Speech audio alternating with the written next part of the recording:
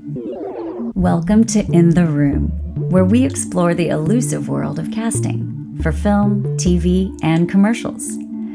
Join us as we interview directors, writers, producers, and actors, taking a deep dive into their experiences with casting and how the ultimate decisions are made in bringing a story to the screen.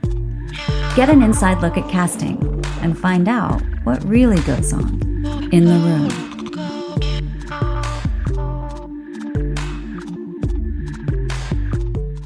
I'm Heather Kafka, and I'm an actor. I'm Christopher Shea, and I'm a producer. So I'm John Williams. I'm a casting director. What, dude? It just always sounds so like, John welcome to Sweaty Balls. Welcome. We'll get to some sweaty balls in a minute. But first, we are here with Clay Liford.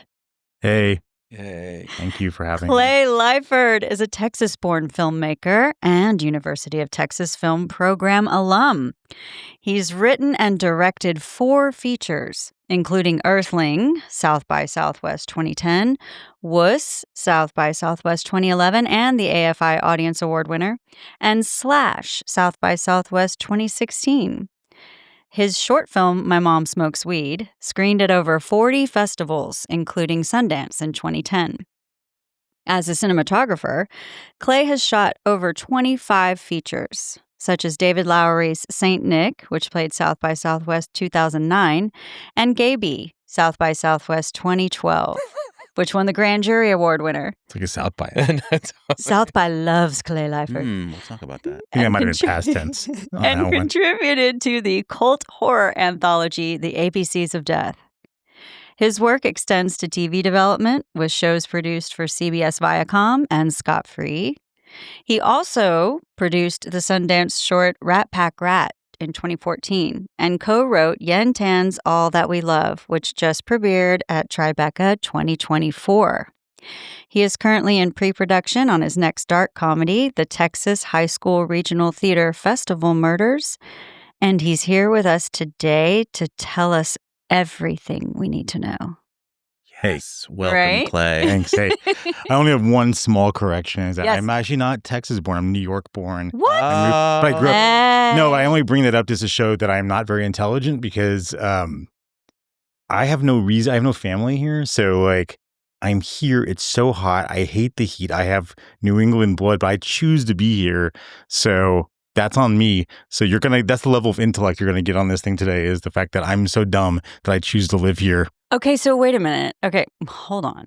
You're not dumb that you choose to live here, says this Unwise. natural-born Texan who, well, is also trying to escape. But you But probably like the heat. You like the heat, don't you? I hate the Oh, you heat. do? Are I you also hate kidding the me? heat. Well, then maybe we're all. I kind of like the it Shut put- up, John. in the car. I like to sit in the car sometimes. it puts sweat on your balls. Yeah. But so okay, you were born in New York. New York City? Where in New York? Mhm. Where exactly? East Greenwich Village, St. Vincent's Hospital, no longer there. Wow, They actually demoed that's it. cool. They demoed it when I was in Brooklyn shooting Gaby. And Wow. got to Okay, get so to see you're the rubble. born there, little baby Clay. Mhm. Do you have brothers and sisters? I have 2 halvesies, a halvesy brother and a halvesy sister. Okay. My dad. And on so my how dad's long side. are you living in Greenwich Village? I mean, I was very young. I moved to Texas. We moved to Texas very young. I'm technically, I'm more of a Texan than anything else. How young? I mean, like 8, Well, Like, 8 he's like- years is he's not like nothing. he's like 8 days. yeah.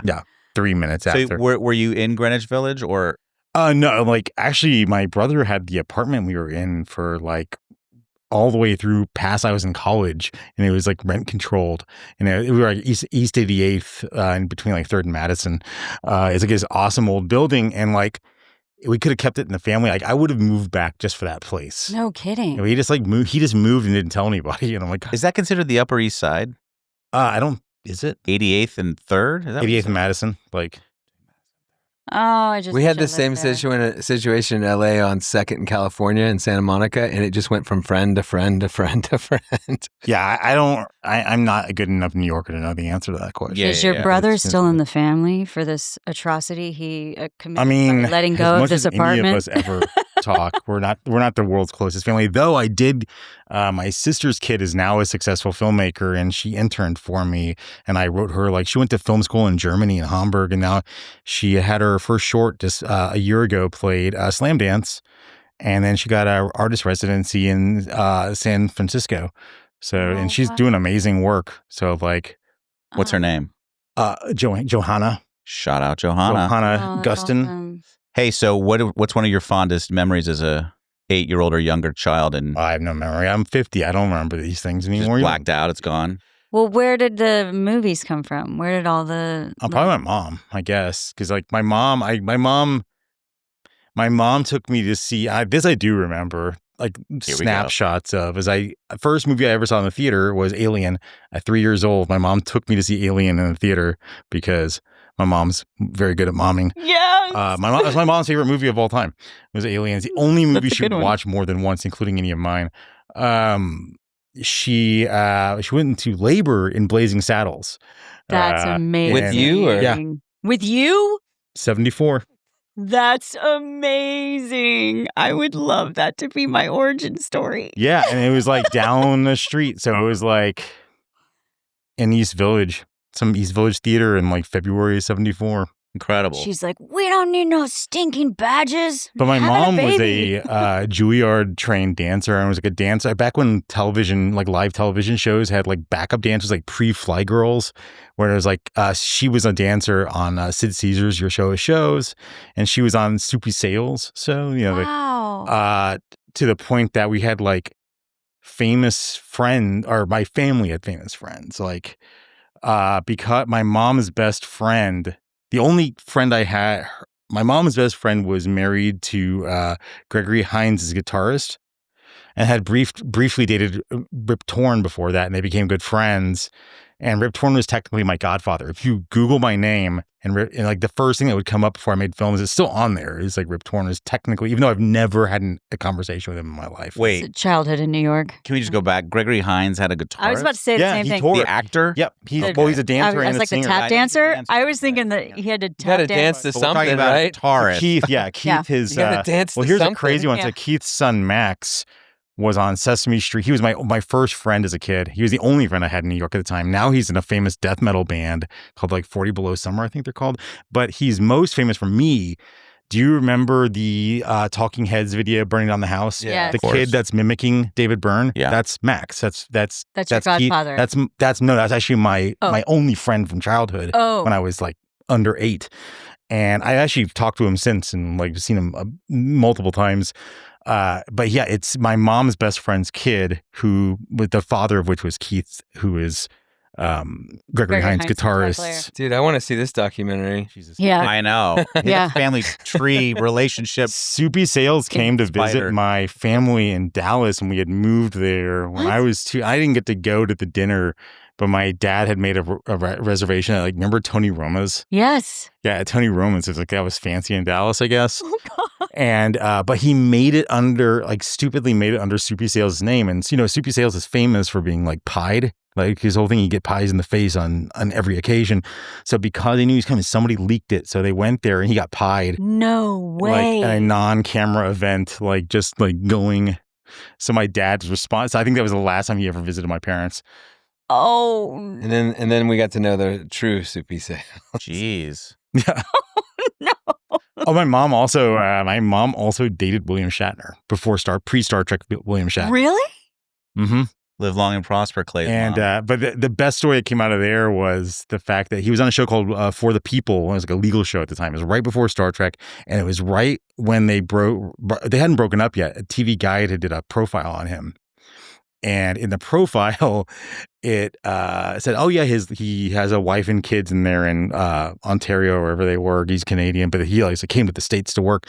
And my mom confronted him and was like, "Well, is this true?" He's like, "Yeah." And he's like, Oh. "Well, why did you tell me?" He's like, "Would you have gone out with me if I had told you I was married?" Oh. He was like, Oh. It Wow. was At the least he was 70s. "It was Or- yeah, that's might- you might- you might early wanna- Early 60s, mid 60s." I was going to say, you might want to do a DNA test just to... That You, joke's come you up. do kind of Well, you actually kind of do look like that. resemble So Mr. what's Shatner. really weird is that you're connected to all of this. You know, you're like not even 20 feet, 5 feet from all of these stars and the entertainment business and stuff like that. Is that what's it's influencing you early on in Never some helped. capacity? I was so isolated from it. I think it just was that my mom had an artistic background, so she was very supportive of it. My Yeah. dad was supportive too, but my dad was more practical. My dad was like my parents had me late in life. I was You were the late. I was a miracle baby. Yeah.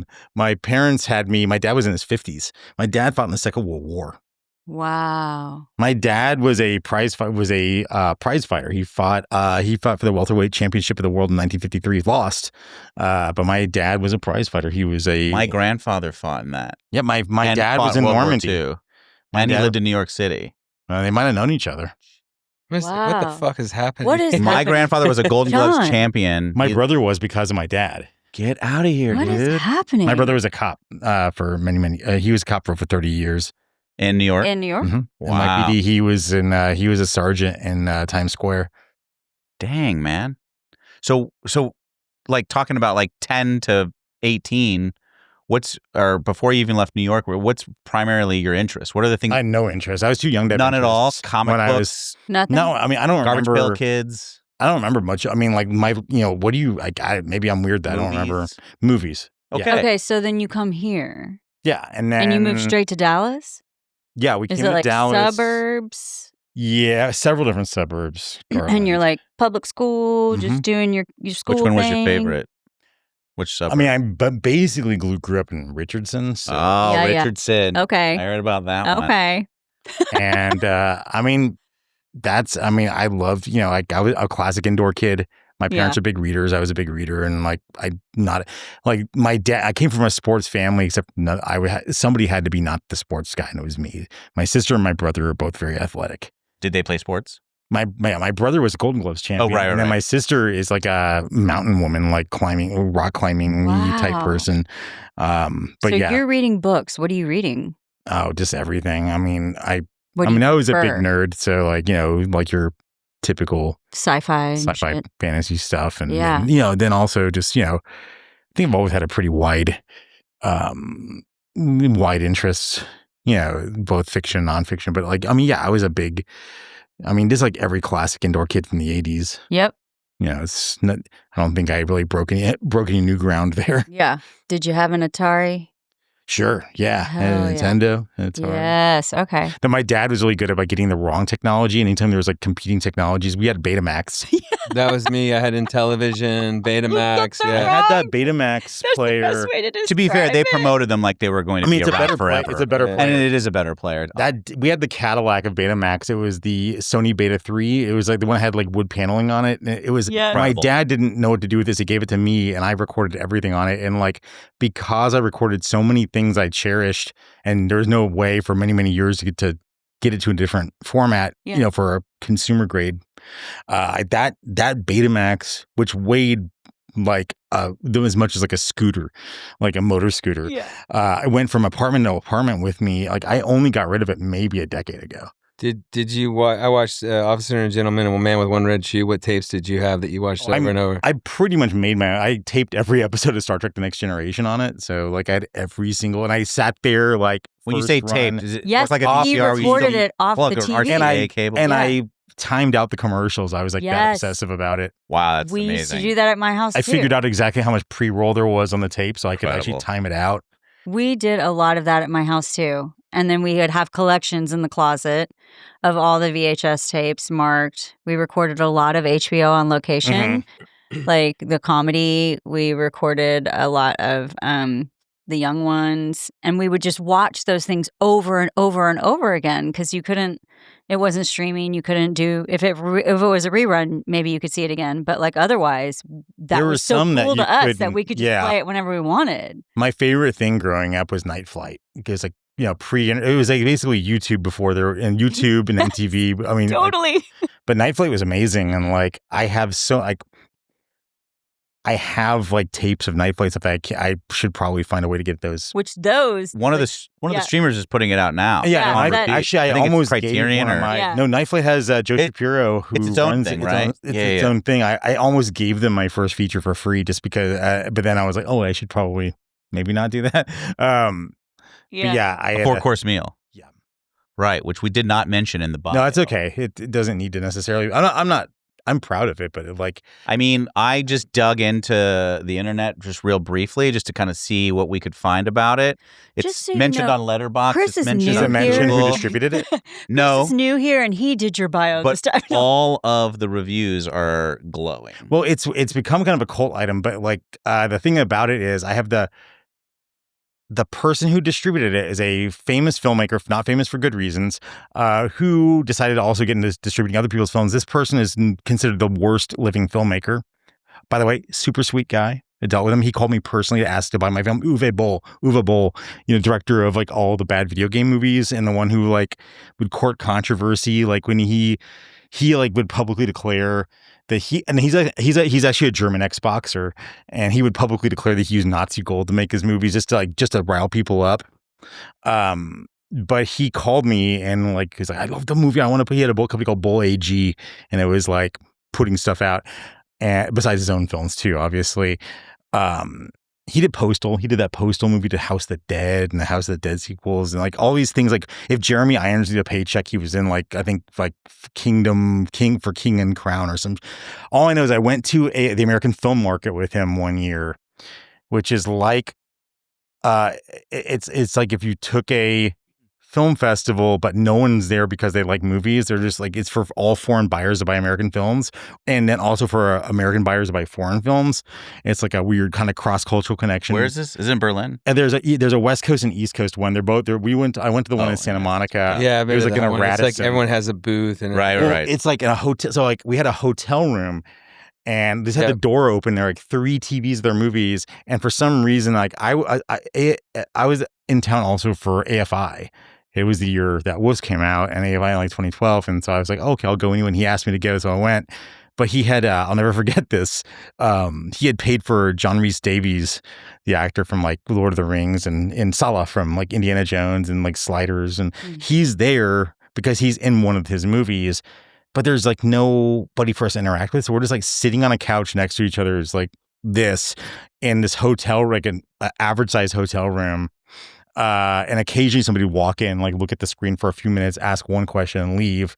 It moved to Lowe's, so it kind of went up a little bit, AFM. Well, then there's the East Coast one too, which is, I call it that's a 3-shower event right there.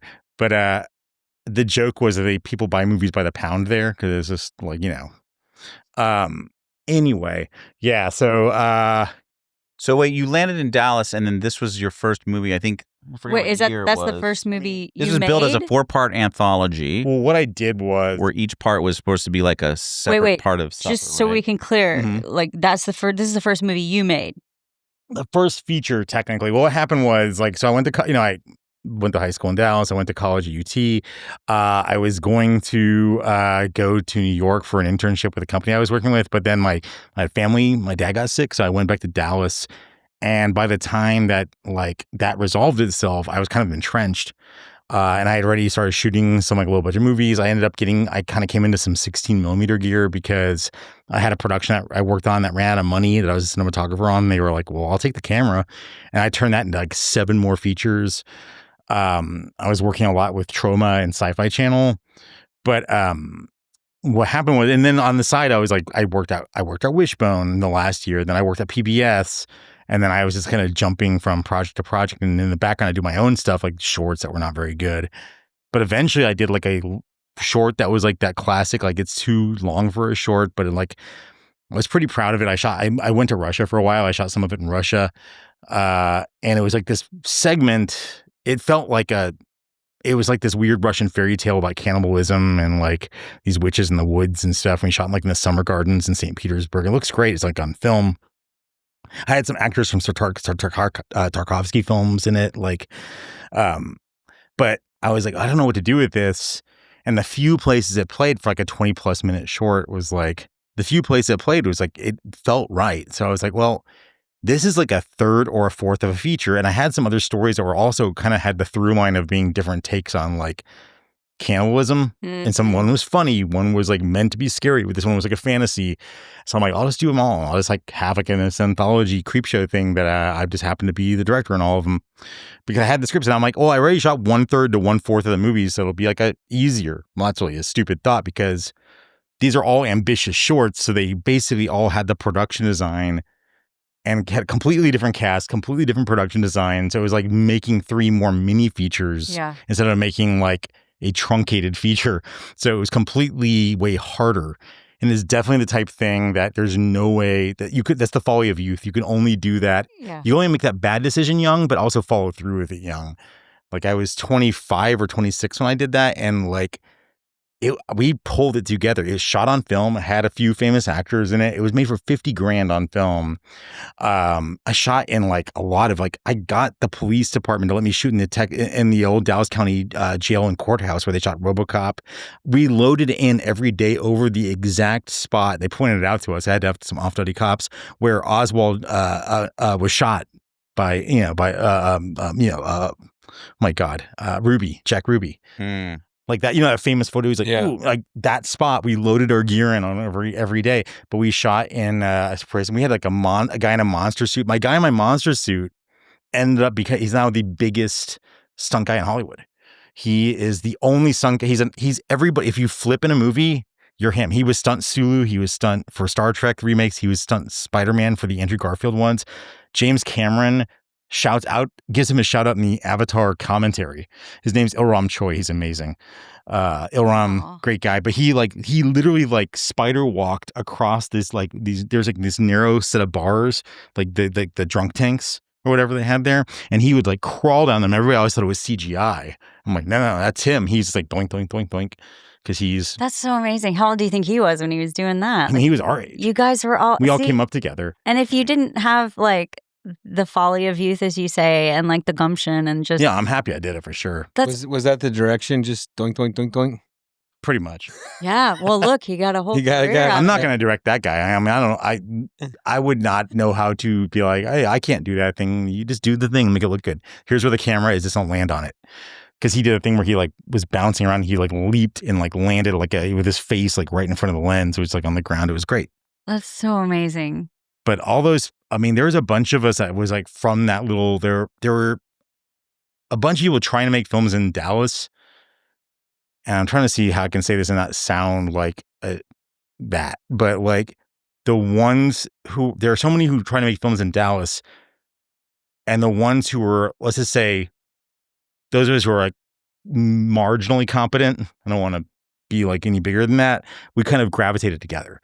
So like that's where that was Yin, right? And that was Yin, Lowry. Yin talked about all that stuff. Yeah, James Dallas. Johnson, Barack Epstein, who owns the Texas Theater now, and who was my producer on my early films.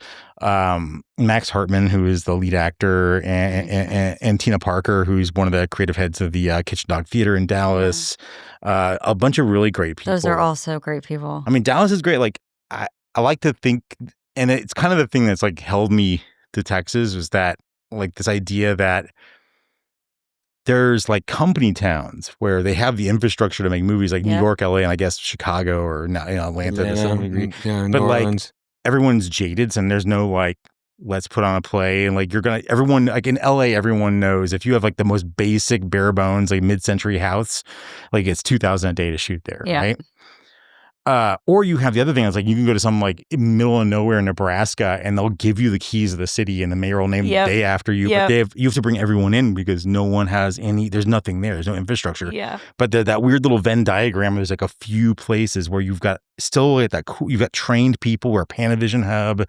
But you also have like, the joy of the there's town. a joy of doing it. Like Dallas is great. Like I kept like all my movies or most of my movies have this weird like high school thing. Like there's an aspect like there's the characters are high school teachers or whatever.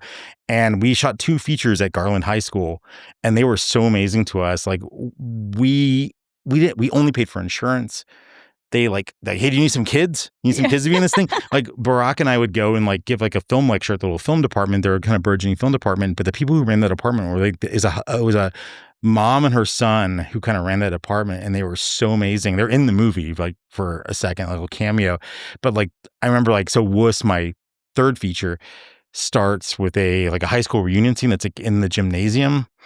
And Amber, my art director, was going to start like kidding it out, right? And then they're like, hey, do you want the kids to like do it and make it look like they'll follow your directions, but they can make it look legitimate. Like, so the kids did the entire they were her helping hands. That's amazing. Like volunteer. We shot in the summer. It was volunteer basis. Like they gave us there's one of the characters in the band, and we were like, how, I don't know, we have to figure out some way of doing band uniforms. Like they gave us band uniforms, just like, just don't show the patches. Yeah.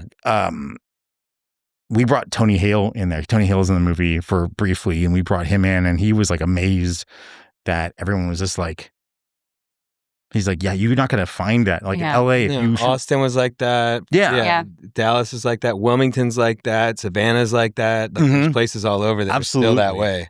And the thing is, see, people like grouse about our tax incentives not being great, but like, I've always used the dumb metaphor that like, okay, well, you can pay 1/4 price on like, you know, what's a good cut of steak? I don't even know what a good. I have a metaphor. I can't even think of a good. New York strip, New York strip. Or you can pay a full price on like top sirloin, and the top sirloin is still cheaper. Yeah. You know, it's like what you don't get in like rebates, we got in so many other things. Like it's crazy.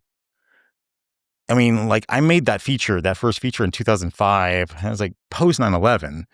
And I literally just wrote a letter to the police commissioner of Dallas to get permission to shop at the cop store to get stuff for at the cop store. Well, no, because like the cops buy their own stuff. Like, you know, like when you're in like, if you were in like Boy Scouts or Girl Scouts, you had to go to the Boy Scout store and buy your stuff. It was like that, but they have it for cops. I didn't know that. But I had to get a letter. I got a letter from, it was early email days. I got a letter that I printed out from the police commissioner giving me permission, and I walked it into that cop store, and they're like, "Oh, this is not embossed. Oh, this has to be embossed." I'm like, "Is that like how is that? Is it like we don't want terrorists?" I'm like, did terrorists not have embossing technology? Is that the problem here? They don't understand the concept of embossing. So I had to go. I went back and I went to the office and got a physical one. And he's like, "I'll get it." He gave me an embossed letterhead, and I went on back there and I got it. You were a sheriff. And I got like patches and shirts. I didn't get badges. My brother gave me an old badge. He made me promise to never use it in a movie, so I didn't. But that's pretty amazing. Yeah. When hiring cops, there's specifics as far as like you don't do the badge numbers, and you have to like cover stuff up. But we were able to have like patches and stuff. Yeah. But patches are fine usually. Just to show you that none of us knew jack crap about being like this cop. Like I should know because of my brother, but like just to show you that none of us knew this stuff, like. There's this thing that haunts me about that movie to this day, and like what set in my mind the idea of how to get coverage, like properly shoot a scene, was that there's a scene that I had to cut part of the middle out, and the only thing I had to cut to was like this very hunky cop who's like standing on the side, but he looks like a stripper cop because he has no undershirt under, and he's got the thing like down to here, but it's like a real cop shirt. It's like a button up, but like it's so clear that he just looks like a strippergram cop, and no shade on him. That's us. Yeah. But that weirdly, that like those little minutia haunts you. That's not the thing that held the film back. But it is something it was like I thought about it from like, so whenever I teach film too now on the college level and here in Austin. And when I teach cinematography, when I teach directing, I spend a massive amount of the semester on coverage just because of the fact that it's a game changer. It has a domino effect across every aspect of your work as a director, as a cinematographer. You mean getting coverage? Or the proper way to get it, so you have the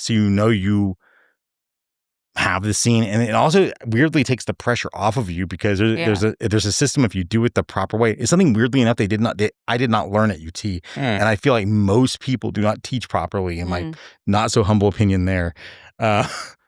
No, I feel like there's definite holes. I think like I hear all the time on set. We're never going to cut to the wide. We're never going to cut to that. Well, I have a theory about a lot of these things. I don't know how deep you want to go, but like I do. I can master shots. I like my goal for all my students. I always say on day one, it's like I'm going to get you because everyone. I feel like they feel obligated to get master shots because that's for them. Most people, it's the only shot that goes all the way through the scene, which is the wrong way to cover a scene, but. That's a bigger endemic problem.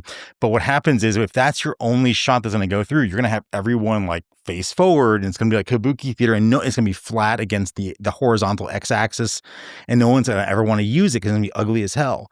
So, but if you shoot coverage properly, so that doesn't have to put all the onus on that master, you can actually frame masters in interesting ways that you would want to use. That uses the three-dimensional axis, the y-axis, the z-axis, and like, because if you think about it, it's like So what's the basic, like I had to figure this out when I was teaching coverage, like when I had to figure out the idea of like ratios, like how much you shoot versus how much is in the final film.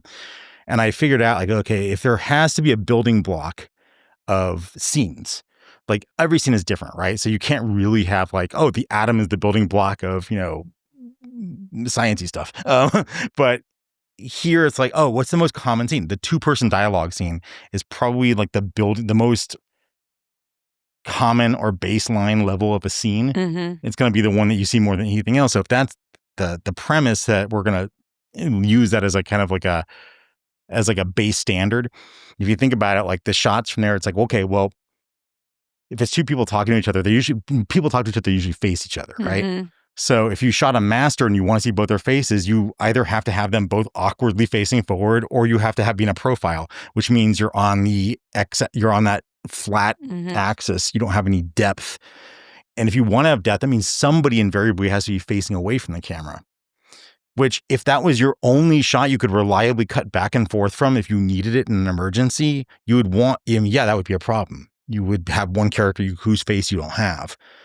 But when you do proper coverage, and you know that at any moment you have other shots that if you needed it in a pinch, you would have that other person's face, it frees you up to have more interesting masters. I'm going to stop. I'm going really down a dark rat. No, it's okay. I think the fact that you have such a lengthy career with regards to being a director of photography and cinematography, it probably speaks more to your eye and your observation of the frame as a storytelling tool, right? Yeah, and I don't think I'm that. I think I'm a very serviceable director of photography. I don't think I'm very like. I don't know. I feel like there's people who do way more interesting stuff, even at my level. But I do think I'm like, you're never gonna leave a scene uncovered if I'm your DP. It's like, it may not be like, it may not be pretty, but it's like it has 4 wheels that'll get you there. It's like. Yeah, I mean, as an AD, when I'm working on set, and then time's crunching, a lot of coverage is a luxury, right? And go ahead. No, finish. All right. Well, I was just going to say, like, it really comes down to the wire. Like, we've planned this, and now we're out of time because you wanted a certain amount of takes for the wide and a certain amount of takes for the 2-shot profile.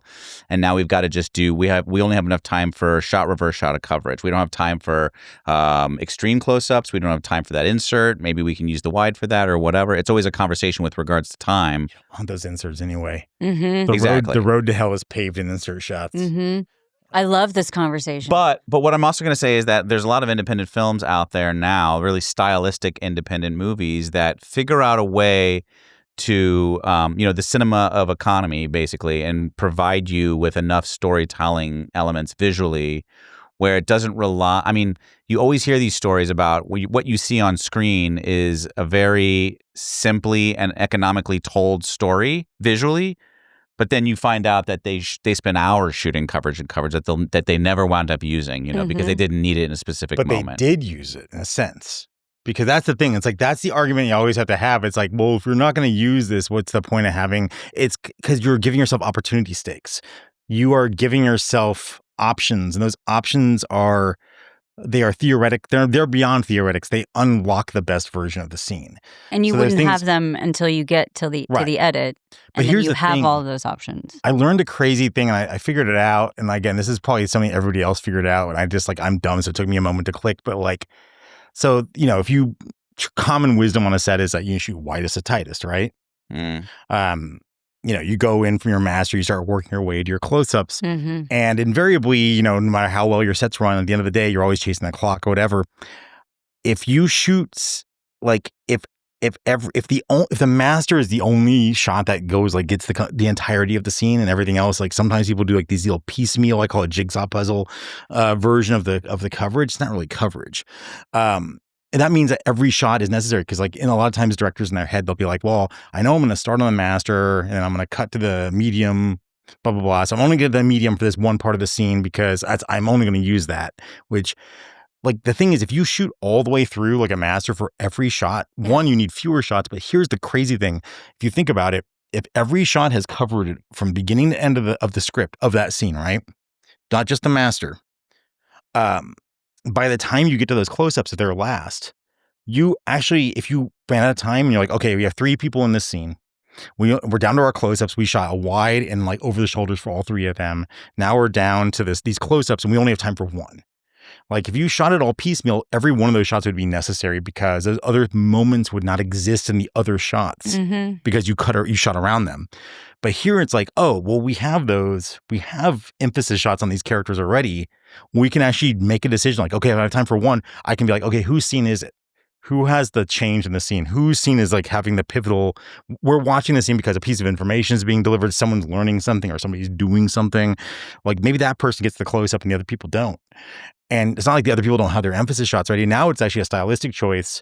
So you actually, it takes pressure off because you know you have it already. So like when you shoot coverage properly, for me, it was a big stress reliever because I'm never like critically chasing the clock. When we run out of time at the end, I can just be like, okay, well, I can be creative and say, I don't need this shot. But that moment exists.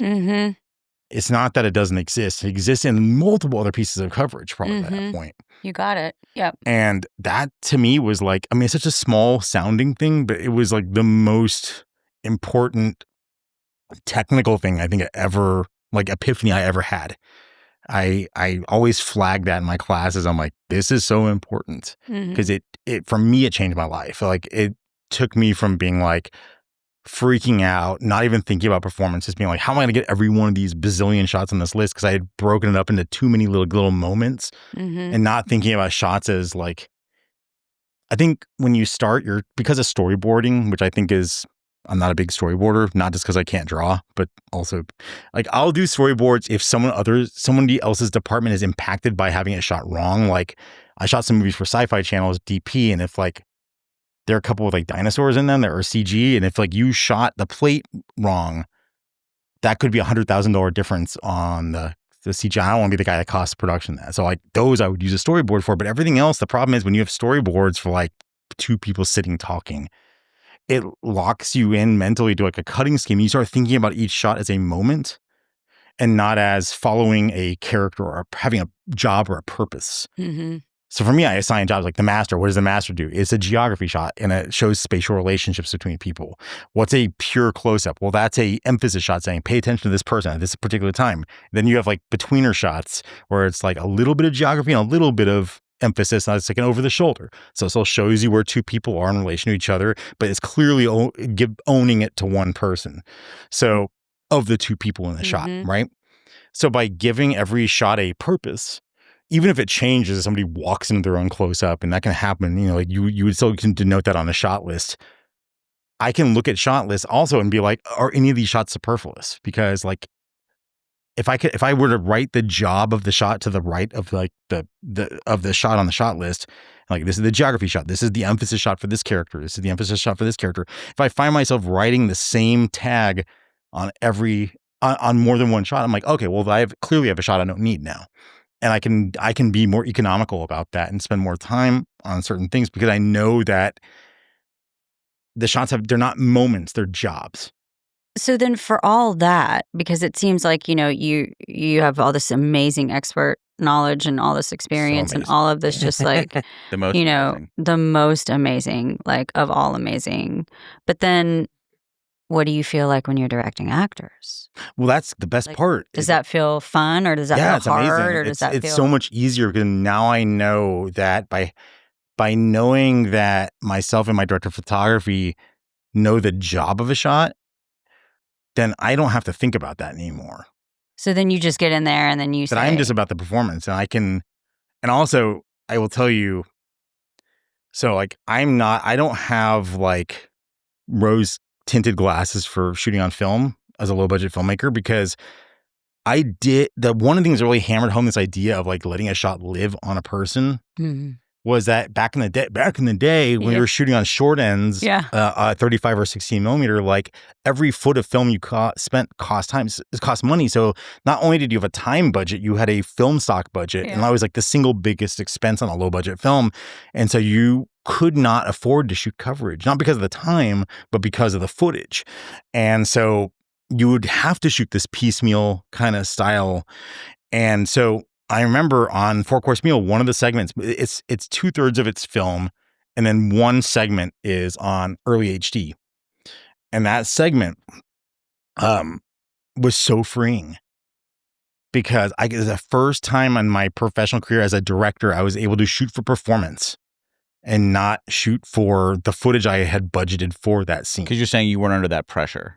Is that Well, right? yeah, just it's the pressure and just like knowing that like when you're shooting on film and you have a very strict film budget because film is very expensive and your film is like dirt cheap, right? The minute you press, it's going. Yeah. So like that once you've had a certain amount of feet of film, if you shoot any more, you're robbing it from some other scene. Yeah. And so it becomes this very difficult decision. Right. Well, so many fundamentals are based on that economy, right? And so people don't stop to think like you, like, wait a minute, this is the same thing in casting. We're not doing this the smartest way, because now we're not stuck to this stuff. Yeah. And I will say that the changeover in technology might have changed some things for folks, but like, again, I'm just going to go back to the AD, the hardest working member of any crew. Just kidding. Absolutely. I agree. They're the ones who are sort of in charge of that for you. Yes. Do you know how many Because times in a digital realm, they're Yes. the ones who are like saying, we don't have time. So when you sit Yes. down and you're talking about like all the shots we have to get done in a day, and you're saying like,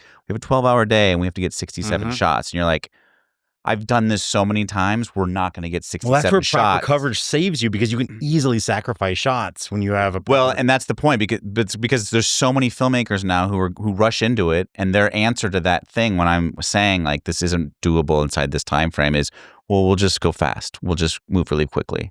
And I'm like, I've never seen it. That I've doesn't never happen. seen it. Yeah. Well, and you sacrifice the thing that matters the most, which is the performances. Right. And you try and Because channel nobody's them into watching going, oh, they got 67 shots that day. Yeah. Exactly. Okay, so this is my argument. But you try and channel them into the best thing for the movie. Yeah. You know what I'm saying? This always happens with the kickback argument you get on proper coverage is because you're technically, it seems like you're rolling the camera more than if you're just doing like the piece. Well, one, you don't end up with any more footage than you would have had because when you shoot an entire take all the way through like this scene, there's no such thing as a bad take because if every piece of coverage you could cut to at any point, that means if I like the first line on one take, I need the last line on another one.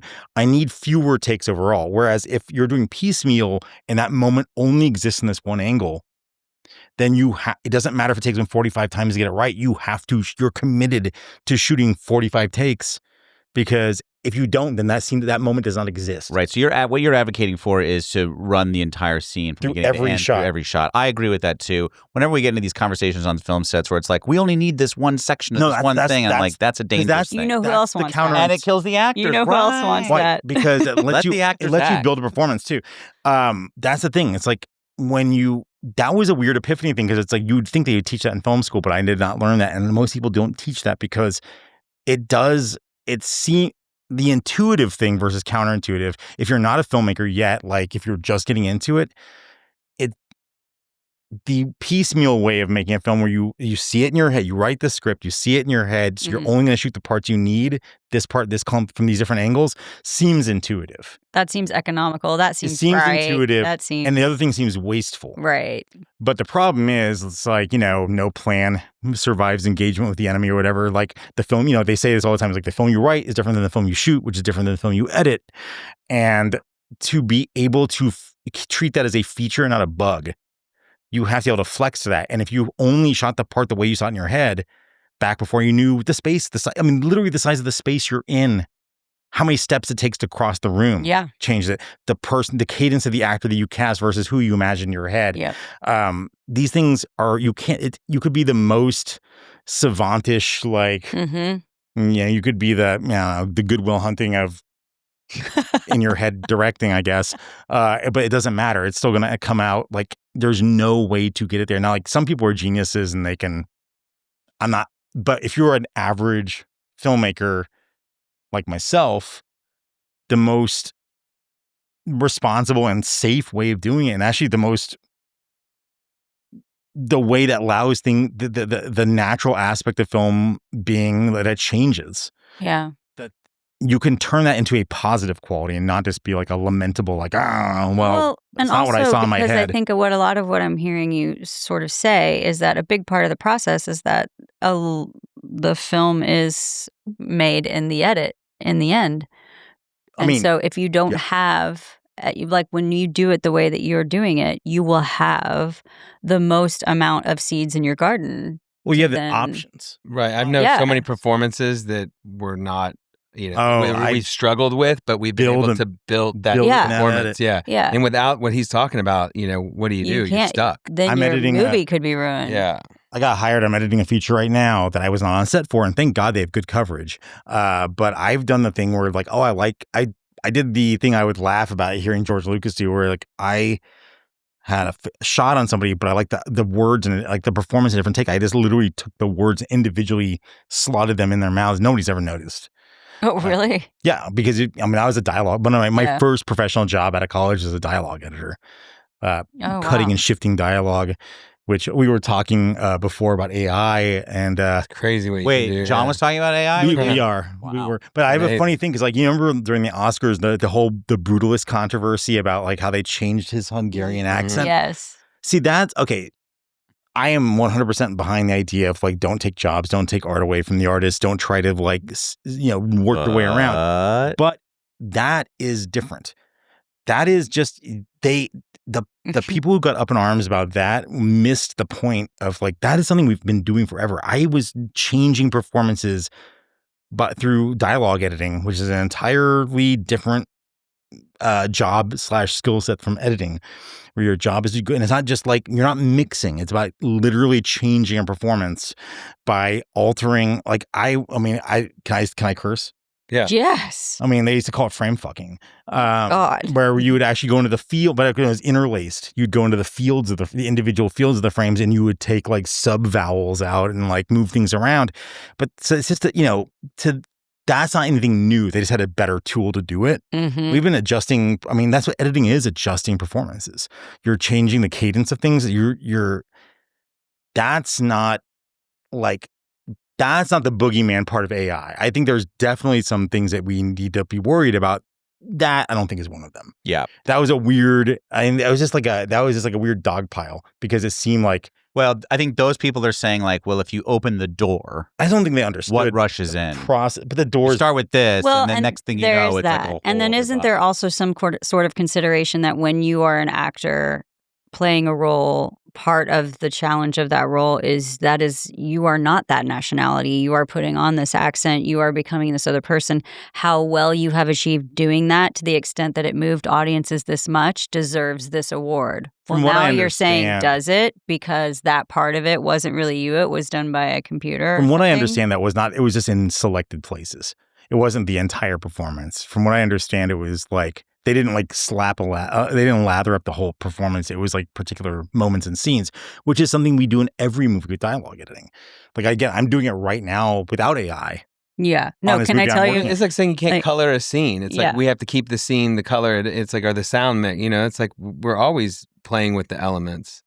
But to what extent you're actually playing with the human being, I think. But I changed the diphthongs on this performance. Like, even like yesterday, I was working on this movie. I mixed individual words because I liked like literally how he went up at the end of a sentence on one take. So I used the kind of up performance where he sounded like more like a question, whereas it was definitely not on a take. But it was like half the sentence was the original performance. But like I just took two completely different takes and put them in a third take's mouth. Go back to this editing versus AI and how this is carrying us into 2025 and beyond. Like, I had a college professor in film school who talked about, if you ever go to C-SPAN, which I think you can still turn on TV and find it, basically. It's there. You're watching a frame of an individual speaking at a lectern or whatever. That in and of itself is an edit at its base moment, right? And so the one thing you always know is that whatever news story you watch, whenever anybody shows you footage of floods in another place or something that's happening to a political figure, you are still watching what someone else is showing you, and everything else is edited out. So that, like, you see these frames, and then you see, like, you pull out and you see a much wider picture, and that information is important to get the whole story. Unless you're Trump, and then that's the whole 60 minutes. That's what I'm saying. That's what I'm saying. So, I feel like it's gonna have to be a case-by-case basis. Right? I think the opinion is developing right now, slowly, inside the silver emulsion. It's like, what is going to come out and be the final word? We know that if we're going to honor artistic professionals in their chosen path for the work that they're doing, we want that work to be substantiated and accountable to the person who's doing it in like the most purest way, and not something where it's like, oh, well, I couldn't punch that fast, so I had them AI my arm, or I couldn't cry that way, so I had tears put on my face. Like, And then those I won seem an like Oscar cheats. for that. And then you win an Oscar and you're awarded for that, even though kind of awards are bullshit, but whatever. Agree They with that definitely too, but it's like, Well, I will say I do think there's a pretty good, like, I mean, in my opinion, I think that there's a pretty good kind of guide or like a thing you can use to figure out if it's a positive use of technology versus a artistically bereft one, which is like, if it's a job, like, okay, a good example is like, I use this software called Topaz AI, which is like, I've heard of it. which, okay, so I resold my early films, which were shot on film, but were mastered, but they're so old, they were not, they were mastered like Digibeta, a pre-HD thing. And I was going to have to go back because all my edit lists that are like digitally so that we can rebuild it are on like 3¼ inch floppy disks. There's no way of it. They're on a program called Lockbox that doesn't even exist anymore. I'm sorry, what's a floppy disk? Young. But so I was like staring down the barrel of having to recut the entire film. And I just did a test. I saw a thing with Topaz to take my existing film and just up-res it. And it looks, you would never know the difference. And here's the thing. No, that didn't take anybody's job away. It was going to be me doing it regardless. Right. But it was either going to be literally 2 months of like 70-hour weeks. Right. And by the way, I'm basically doing this for like hardly, like, I don't expect there's a huge audience for my old films. I'm doing this for like archival and completion's sake, right? Yeah. Like if I make $10 off this deal, I'll be happy. But like, that was going to be my life for 2 months. Whereas this thing allowed me, I had to do a few passes and it took me less than a week to do it this way. And for the exact same results. We just did frame rate. We just upped the frame rate. Yeah, in like an hour. So that's the thing. It's like, okay, was it something that was brand new created where I should have somebody like being paid to create this? Or is this something that I was going to do myself? It was going to be labor intensive and horrible. And the end result would have been the exact same thing. It's the same, like, there's this thing that happened, like... Don't forget the pay part. It's a lot of money that you're talking about, the work you're talking about doing. There was $0 and 0 cents. Where are you going to come up with that? For me. That's what I'm saying. Right. That's So what it's I'm like, saying. that's like part of using your, like a filmmaker does, you're using your limitations. It's a tool like anything else. Yeah. And the thing is, it's a silly argument to even be like against it because once it's out of the box, it's out of the box. Like it's like the argument between film and HD. Box. It's like, and everyone went that way. And it's like, it's just, people are freaking out because it's them. It's a good example editing. Because I cut on film. I'm old enough to have cut on film. By the way, I don't romanticize that at all. That was awful. No, it was great. I did that too. It was literally awesome. The worst. You're insane. It was pretty cool. I cut me some Super 8 films. I enjoyed it. I mean, if you ever cut a feature on film, you don't want to do it. No, that's true. No, you don't want to do feature. Here's the shorts. Thing. When we all switched to nonlinear, to computers, right? That was the first time you could see the huge chipset in the brain difference between a producer and an editor. Because the editor was like, I have a 6-month post cycle. I can be so much more creative now because it takes me, the technical part takes me this much little time. I have like twice the time to be creative. Sure. Whereas the producers are like, we can do this in half the time. Yeah. And it was like, and of course the producers won. Right. It was a massive jump. Yeah. It was a massive jump. But the point is, it's like the completely different mindset about how the tool is used. Yeah. Was like, and I don't think anybody was arguing there that like we were taking like work away from something. We're making everybody's job like crazier. Well, I think it's just with AI as the canaries in the coal mine over here. It's like I can see where we're going with this. Oh, no, it's dangerous. It's gnarly. It's a dangerous place. And it's going to affect everybody. So it's like we're over here saying, hey, hi, just trying to let y'all know, be careful because we need to start like figuring out what the boundaries are going to be. Absolutely. Because we know everybody's going to fuck up the shit, the tool to begin with.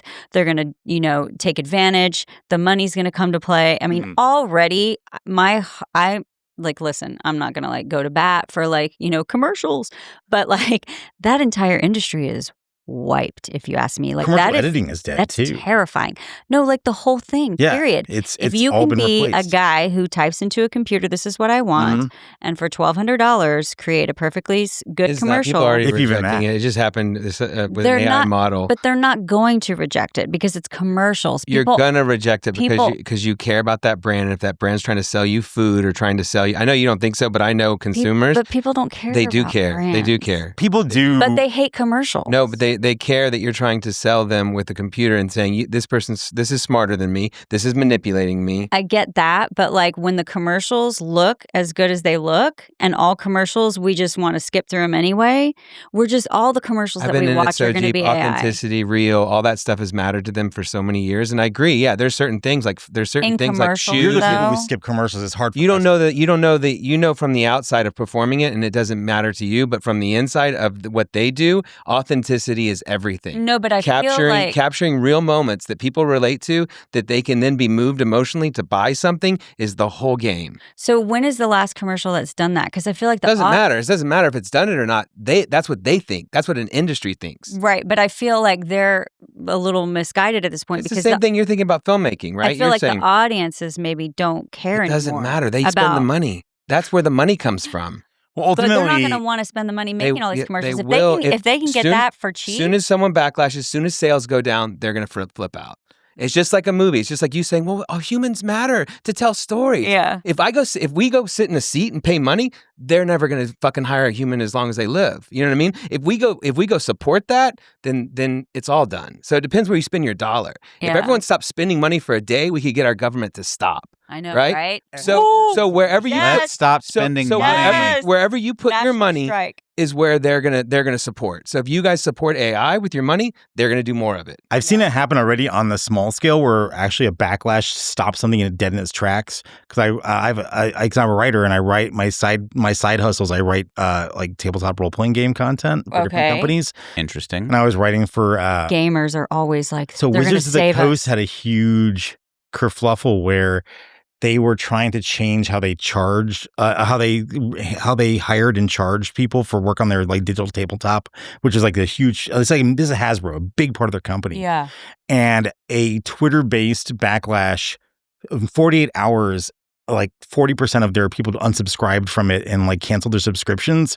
And they came back like pleading to people to like, we're not going to do this thing we kept saying we're going to do. And these It are worked. game subscribers? Yeah, this is like a major part. This is Hasbro's biggest, at the time it was Hasbro's biggest, because it was still like, they still had the pandemic bump where D&D was like getting the big pandemic bump.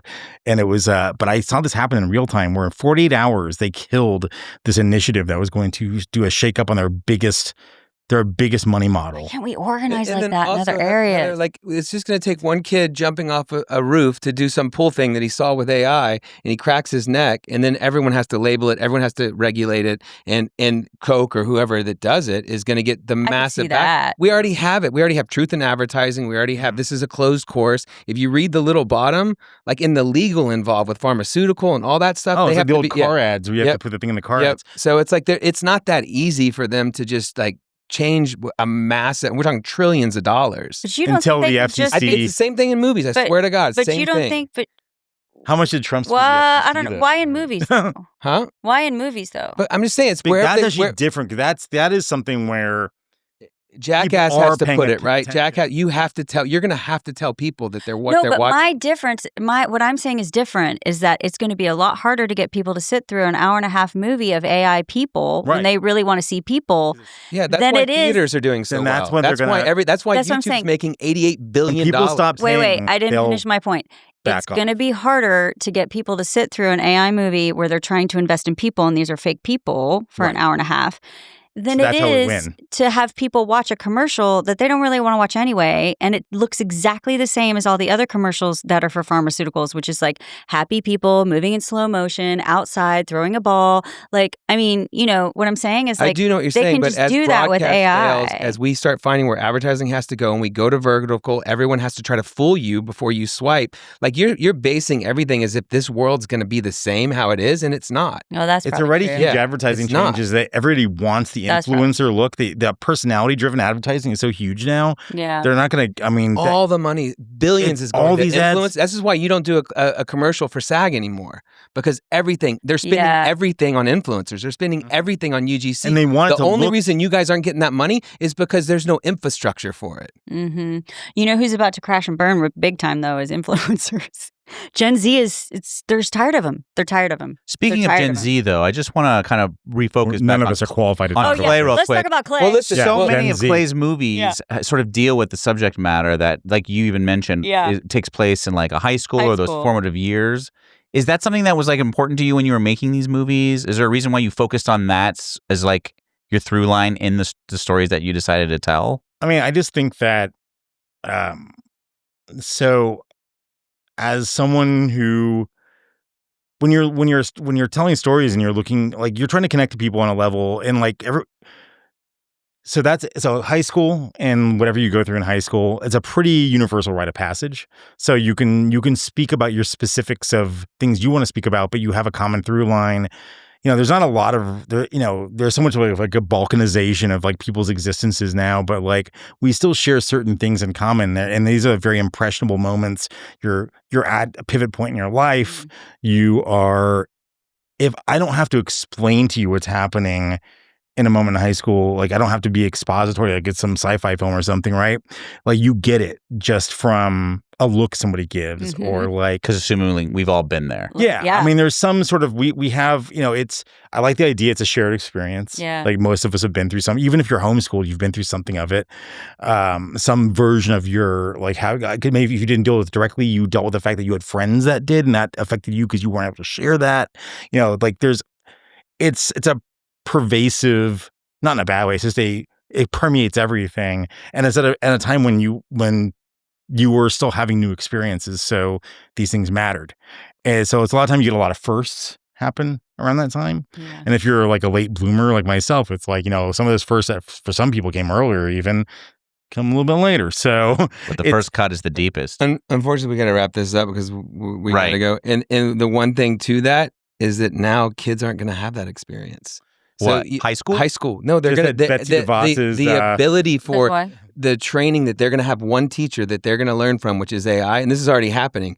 They're going to be working with the teacher that knows them, that teaches them. It's the schools that are doing that. Their test scores and everything they're doing is just going through the roof. I'm not saying it's good or bad. It's just what's happening. I got approached by an AI university. What is to develop. that? This sounds like a new movie, dude. Yeah. I quickly extricated myself from that situation. I think you should write this film. I don't want to give any more ideas. But no, it was to advance the perils and tell us, like Charlie Booker does about Black Mirror thing. Well, yeah, I'll be a teacher at your AI university. I think that's the power of what we're doing, is that we get to warn people, like you said, and we get to tell stories that warns what could or happen. Explore what could happen, right? Yeah. I mean, even then, like, that's the interesting thing, because I think what winds up happening, and you tell me, when you make these movies, did you wind up discovering anything on set? Like, were any of these moments or specific time that you work with these actors, were they like 100%? Like, for me, the only thing, I think I'm pretty mediocre in most regards as a filmmaker. Like, I mean, I'm average, which is not, I'm not like being, but I think the one thing I'm good about, the one thing I have no modesty about, is I'm really good at recognizing and harnessing happy accidents. I want those to happen. Like, that's a feature, not a bug. If we shoot a film and we only get exactly what's in the script and nothing else changes, I feel like it's a failure. Like, I embrace that organic process, the organic change. And I feel like that's the healthiest way to be a filmmaker without a lot of money. I love that. When you're a low-budget you can't prompt for that, right? You can't tell it what to do for that. And that's where I think that's where we're all going to relate to, is like that magic of the organicness. You want it to be a little, it's sloppy. It doesn't, can't or be not perfect. sloppy. You just want it to be perfect, like, to have the same imperfections you're going to find in nature. It's the same thing. Like when if you want to boil it down to like when they do CG, like I was shooting plates for a movie, and they have like the CGI come in. The guy who has like a little silver ball on a stick, because they have that because they need to get like. Yes, they have programs that can run specular light and do like spotlights, but light falls, it hits contours in a way that can't be predicted very well by a computer. So they use this thing to find out, to do a map of where light really falls. because they want those imperfections are what makes it feel human and real. Yeah. And it doesn't feel like some weird, like uncanny valley craziness where, and just to put a cap on the AI thing, because I feel like I left it in a weird spot where it sounded like I'm very like pro. I think it's silly to be like, I mean, as a overall categorical concept, it's here. Like, it's not going anywhere. We have to understand that it's here, whether we like it or not. And there are good uses and bad uses. And I'm very much in the position where I agree that anything that's like trying to steal the creative process or the creative life of an artist away just to shortcut having to pay people is a horrible use of AI. Whereas when something where it's just a tool that the artist would be doing anyway, like it's just a tool in your toolkit. But those are very different. That's like the artist using it versus the producers. I mean, the upper level producers, not like the boots on the ground producers, right?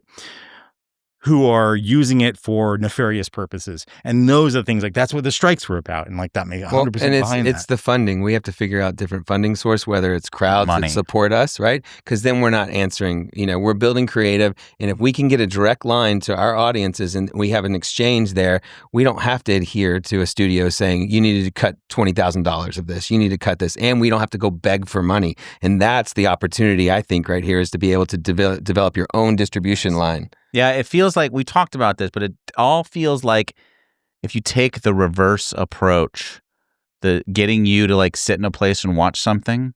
Like I'm a big fan of like these people like the Hyperreal Film Club and like people who can do these little pop-up micro cinemas to start there and generate interest, grow that, and then work it backwards.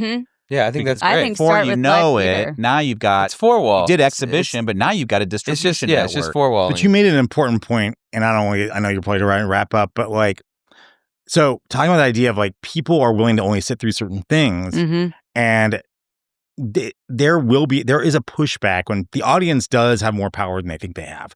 Like, you can even use a non-AI example. So my ultimate hatred right now is for like what's happened to film distribution, not filmmaking and a film exhibition, like the head end, but the people who are like the middlemen. There was a time back on film when you were delivering prints where distributors made a lot of sense. Independent distributors that were just distributors because they had to strike 1,000 prints. They had to warehouse them. And I mean, one print of one movie is larger than this couch. Now it's just, that, or it's even digital file. So they saw the writing on the wall. A lot of these like distributor and name only, these guys, that's all they did. And they figured out a way to stay relevant. And that way was like something that really kind of fought against filmmakers. They have something called an output deal. And the way an output deal works is so basically, So it used to be, and they still have these guys, but like Netflix would have a whole entire department of acquisitions, and they would go to film festivals, and they still do. This is much smaller than it used to be.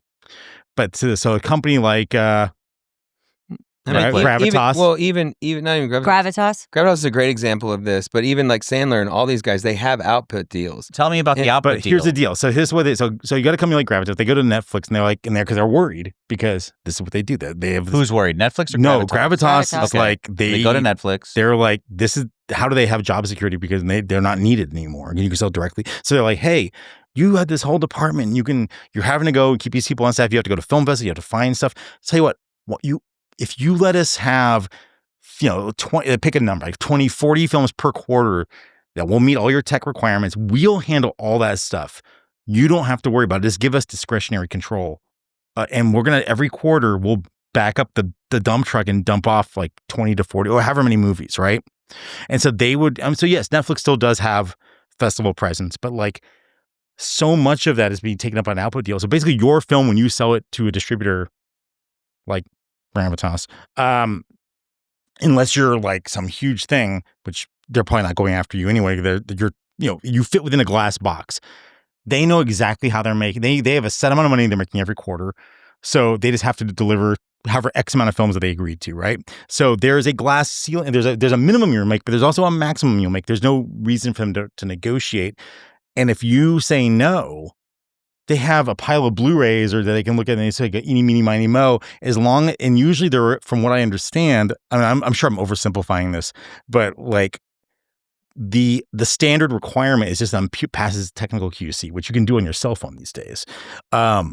So basically, the ability to negotiate on behalf of your film, if you're, this is, like sometimes you have there is like bidding wars sometimes at Sundance, less and less these days, but like at South by, it's like when the wallets are a lot slimmer when they get to South by. Even it's like if the same film had premiered at Sundance, I might have a fatter wallet to fight over. But like you might be working with, you might have as your options for distribution some of these companies that just do output deals, and they have no incentive to argue like to go back and forth with you if you're not willing to take what they're offering, because their entire premise of their company or this shingle of their company is predicated upon an X amount of money that they know they're going to make. And they don't, like, I'm like a naive filmmaker sometimes. I'm like, well, what if we work really hard to make this break out? They're like, oh yes, we have to put, maybe that'll happen. We like the film, but we would have to put more resources towards that. And it's really not worth it for us to do that, because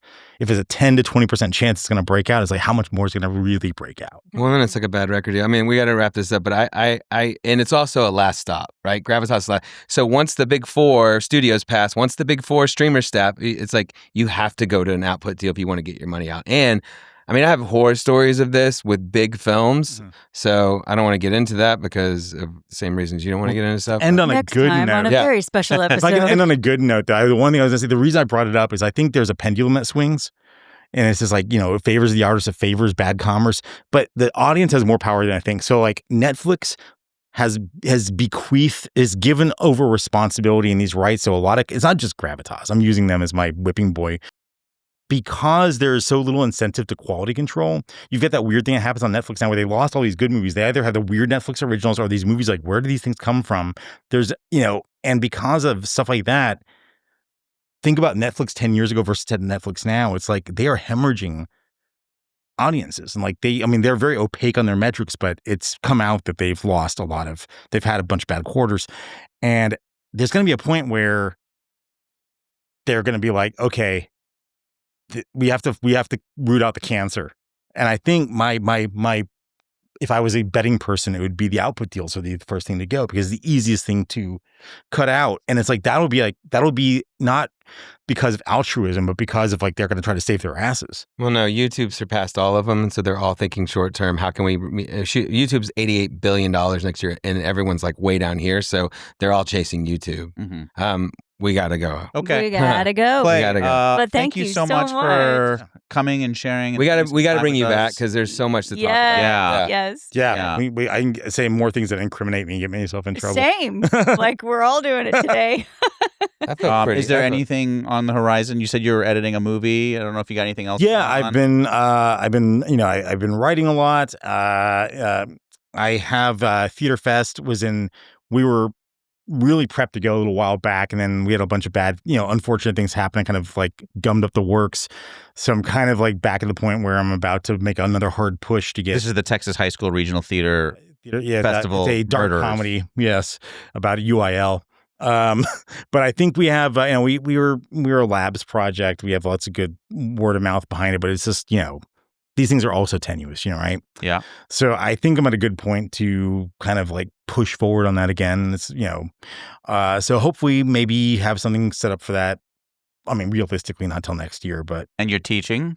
I do teach still, and I am about to launch an online or a web and in-person based kind of like informal film school. To kind of like to teach you the things that they never teach in film school.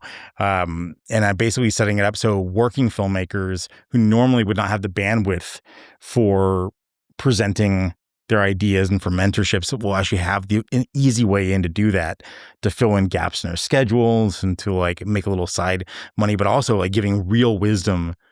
People that are way above me too, like real wisdom to it's like master class for filmmaking. Basically, because I've taught for Stage 32 and some of these other companies. But starting with like a local lens, or it's going to be a little bit both. We have a brick and mortar here in Austin, and we also have like a web presence. But we've only done some like really soft launch kind of test stuff.